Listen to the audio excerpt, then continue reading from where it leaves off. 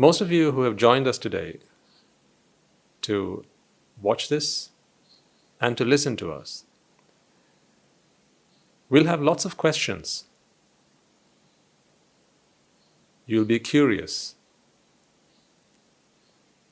Perhaps you may have some assumptions already about what Buddhism is, about who I am. But most of you, I assume, will be looking for some assurances. Because although you may have picked up bits and pieces along the way, and you may have read on forums, listened to various other talks, been to seminars or read in books about what Buddhism is, most of you may be not fully aware of what it is. And you will naturally have all sorts of questions. For instance, you may be curious already as to what it is I'm holding in my hands, and the decoration that surrounds me. Why are there flowers on my right-hand side? Why am I bald-headed? Why am I in a robe? A lot of questions. During this, or throughout these sermons, I will try to provide answers to at least some of them. And the reason I say that is because the main purpose of these talks, and I prefer to call them talks rather than sermons, the main purpose of these talks will not be so much as to explain to you some of the customs, rituals, practices, and observances of the Buddhist religion, but rather to introduce to you Buddhist philosophy, the Buddhist way of thinking, what it is that differentiates Buddhist way of thinking to various other philosophies and ideologies. It is that got me interested personally, and I feel and believe that most of you will benefit from learning more about that than most of the other things that surround and are associated with any religion for that matter. Over a number of talks, we will attempt to introduce to you the basic fundamentals of Buddhist philosophy. And in these talks, there are probably one or two things that I will adhere to that will be customary. For instance, I will start the talk by paying homage to the Lord Buddha, and at the end of this talk, we will conclude by transferring merits. The meaning of these activities I will share with you as we go along. Most of the other observances that are customary at the beginning and end of Dhamma talks, we have omitted for the sake of brevity, and of course, as some of them may be very new to you and perhaps might not be of all that interest. But rather, the main purpose of these talks will be aimed at sharing with you what it is that I have learnt in my life about Buddhist philosophy and how it can help us all achieve something that we are all looking for. So before I continue, I will now take a moment to pay homage to the Lord Buddha and we will continue with the sermon.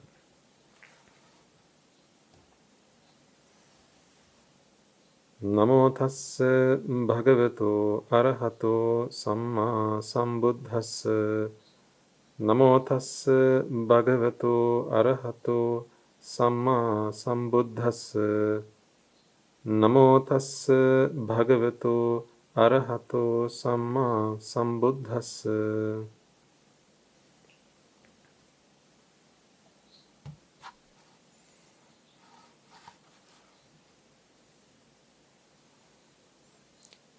So what is Buddhism? Most of you will know it as a religion. Among the many religions that we have, Buddhism is quite popular. It is well known throughout the world. And most of you will also know that the founder of Buddhism is the Gautama Buddha, who lived among us 2,500 years ago. At 8 years of age, he passed away, and over a period of 45 years, he roamed the earth, sharing with humanity what he discovered. And this is today what we have accepted and what we learn and study as Buddhist philosophy. Now, of course, over the years, as with anything, things can change. And things may have changed. However, there are scriptures which are available to us, which we study, and also when we learn and practice Buddhist philosophy, things seem to become obvious. And personally, for me at least, this is my ideal way of working out what I believe is the Buddhist philosophy that works for me, and some of the other practices, virtues, observances, which may be customary, but maybe not so much things that I personally have all that interest in myself. So what is Buddhist philosophy? And why Buddhist philosophy? Let me put it this way. I believe that all of us, all human beings, all men, women and children, go through life looking for one thing in common. We seem to be going about it, doing all sorts of different things. However, we're all after one purpose. Right from when you wake up in the morning, to all the things that you do throughout the day, and as you finish at the end of the day. If you take into account all of the things that you have done, and ask yourself one question: why did I do them? What did I expect as an outcome from all of these activities? I believe you will agree with me that they have one thing in common, and that all of these things were done to achieve fulfillment, happiness, satisfaction, to achieve that feeling that you have lived the day to your fullest, and that life throughout the day that you have lived it has been fulfilling. So really, we go through life looking for happiness. I doubt that there is anything in life that anyone does, and I feel and I believe you will agree with me, that anyone does to achieve anything other than happiness. It may be that there are some things that you do to fulfill your duties, responsibilities, and even they give you a sense of satisfaction that you have fulfilled your duties and responsibilities. But the vast majority of things that we do in our lives are to achieve happiness for ourselves. Whether it is the places that we go to, the food that we eat, the things that we do, we sing, we dance, we spend time with our families and friends. We visit places, we go sightseeing, we go on holiday. We engage ourselves in various activities. We work and we play. We earn money. We build homes. We buy cars. We fly rockets. We explore. We go on adventures. We try out different things. Of course, the list goes on and on. Numerous things we do as a race, a human race, and numerous things we pick up along the way. It would be fair to say that we do far more things today in terms of variety than perhaps we used to a few thousand years ago. So as humanity evolves, as the human species evolves, what we realize is that people try out different things and they keep trying out various different things. But if you were to ask the question, what is the one thing that people look for in all these ventures, in every new enterprise?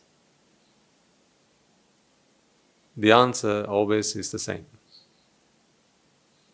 And that is, everything we do because we look for fulfillment in life. Something that makes us feel that we have achieved something. Something that satisfies us. Something that makes us happy. And I believe that the reason that we are interested in religion, whether that is Buddhism, Islam, Christianity, Hinduism, or any other religion for that matter, is because we seek fulfillment, satisfaction, and happiness by our adherence to the teachings in those religions. And we feel that we have achieved something in our lives by being part of something greater than us.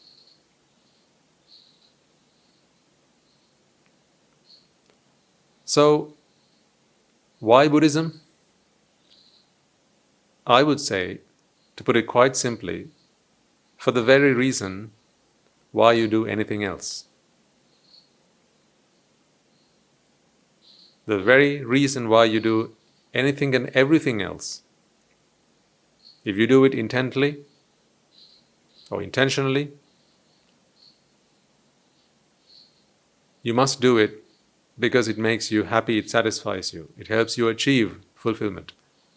So why Buddhism, I'd say, is for the same reason. There are Buddhists who are not all that interested in Buddhism. And that may be because they don't believe that it helps them to achieve a sense of fulfillment and satisfaction. And that may be because they don't fully understand what Buddhism offers them.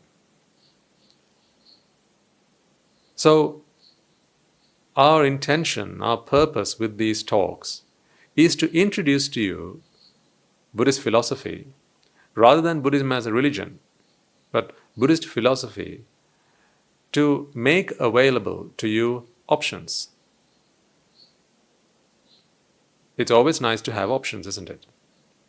Whenever we want to do something, it's always good to have options. Whether that is going to a restaurant, you like to have some options. If it's a question of what you'd like to be doing this weekend, well, you'd always like to have some options. Because options give us the feeling that we are in control. We have choice.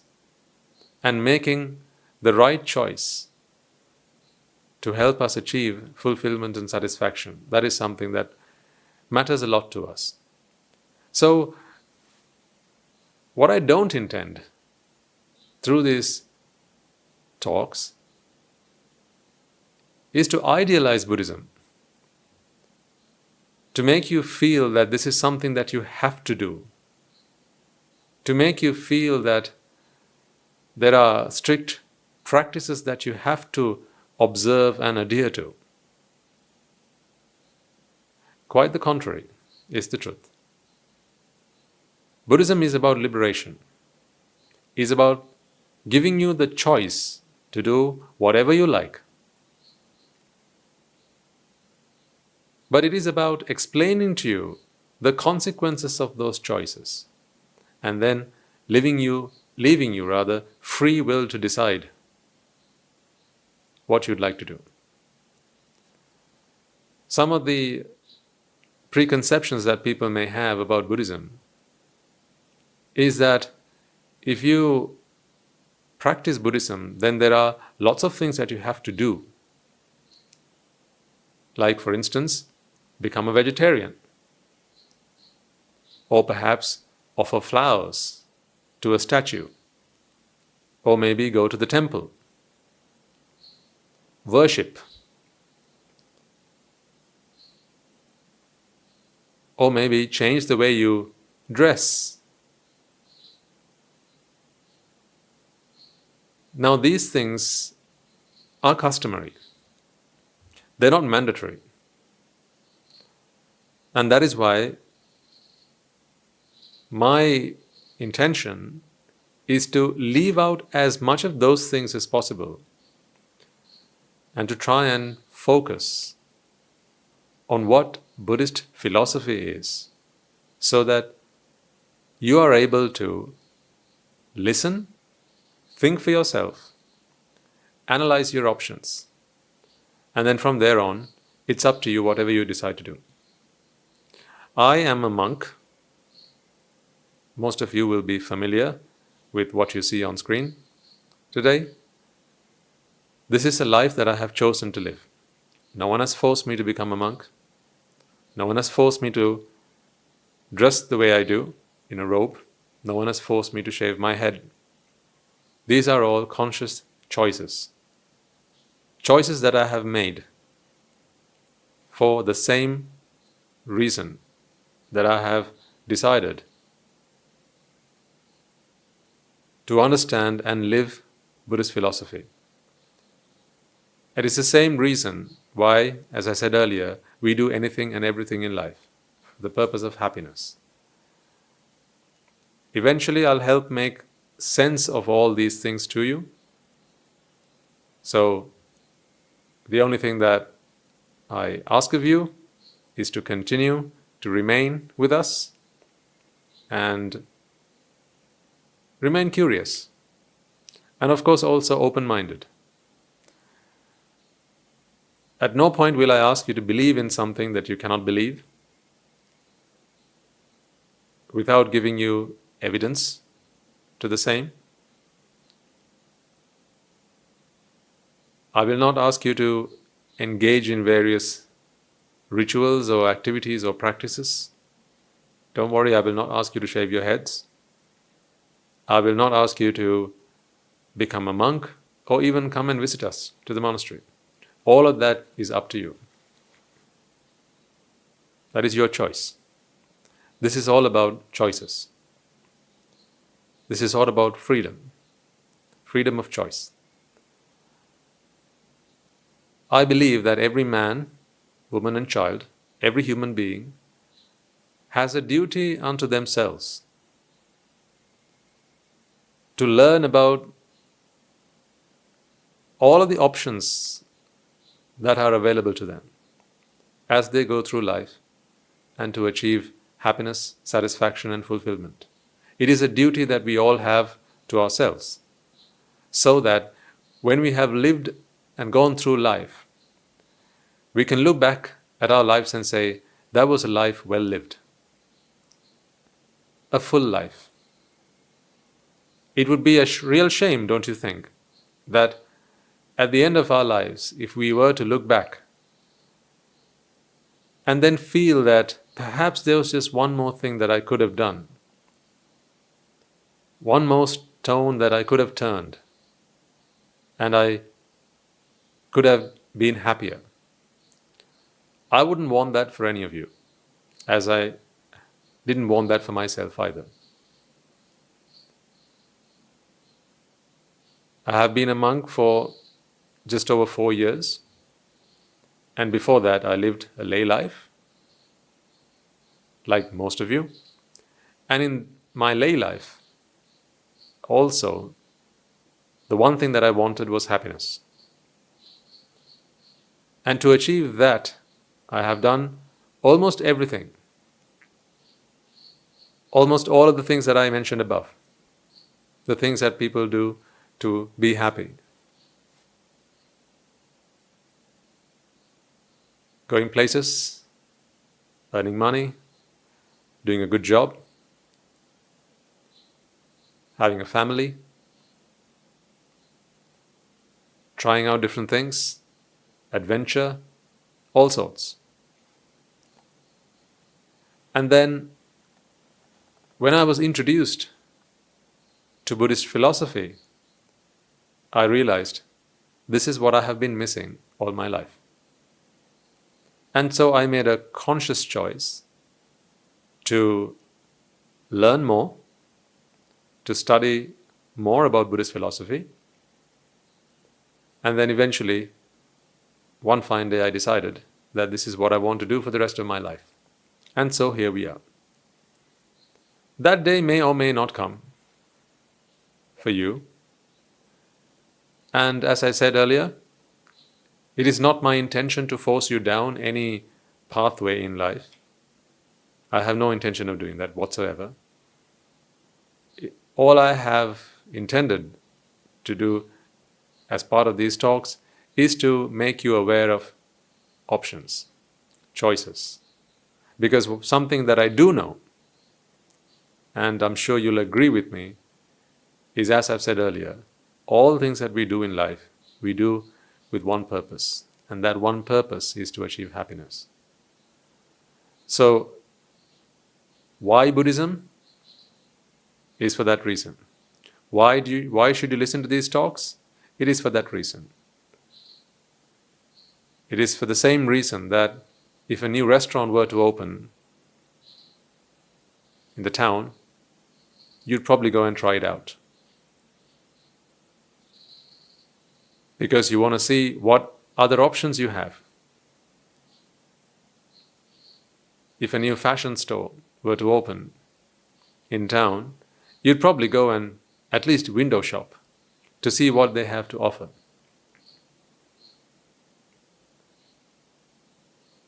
Most weekends, you'll probably be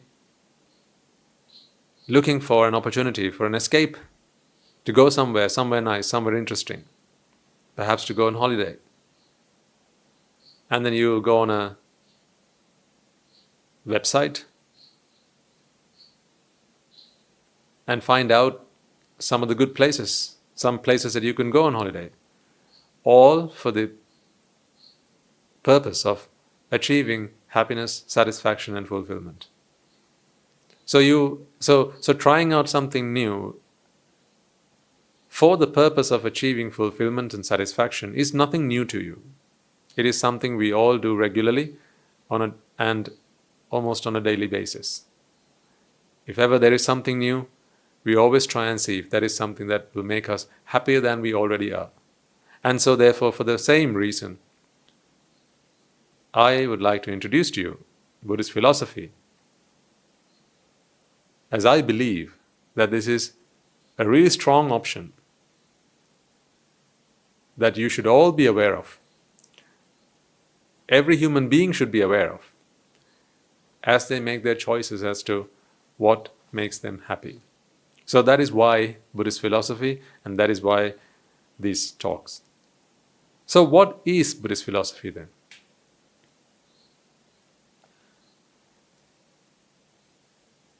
Most of you, when you think about Buddhism,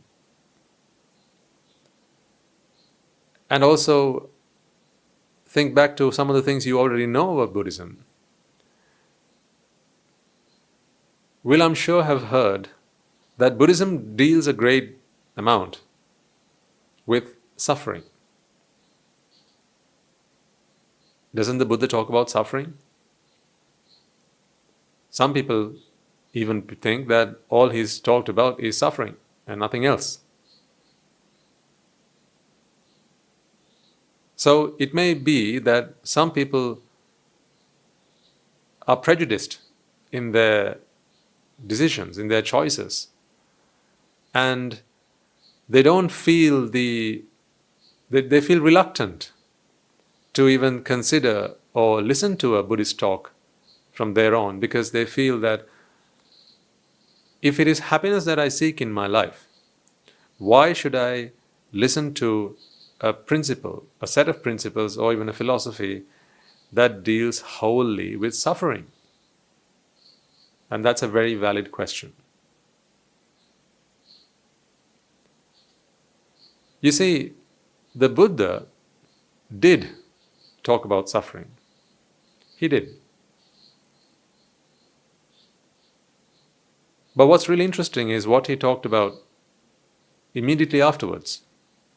He talked about suffering. He then went on to talk about the cause of suffering. He then said, if you eradicate the cause of suffering, then suffering will be permanently eradicated. And then he showed us the path to eradicating the cause of suffering. So it is not like he said, it's all suffering, it's all doom and gloom. Quite the opposite. He talked about suffering, and then he talked about how we can work to end suffering. So for someone to believe that Buddhism is all about suffering, I'm not sure that is true, because that is only 1/4 of it. What's really interesting is what he talked about suffering and how